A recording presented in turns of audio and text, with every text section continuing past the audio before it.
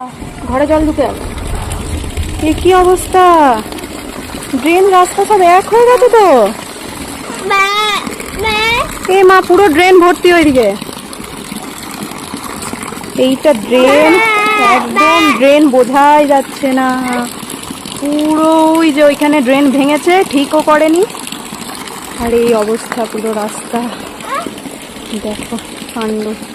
পুরো ড্রেন আর রাস্তা এক হয়ে গেছে।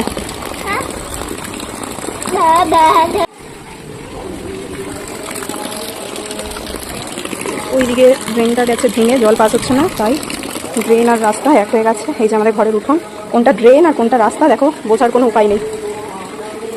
কি অবস্থা দেখলে আমাদের মেন গেটের অবস্থা, এবার দেখো আমাদের কলপারের অবস্থা।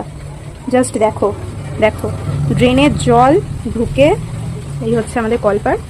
এই দেখো, দেখালাম ড্রেনটা ভাঙা, জল পাস হচ্ছে না, তাই জন্য ড্রেনের জল ঢুকে। এবার আর একটু হলেই এই যে এখান থেকে আমাদের ঘরে জল ঢুকবে, নয় মেন গেট দিয়ে ঢুকবে, নয়তো এখান দিয়ে ঢুকবে।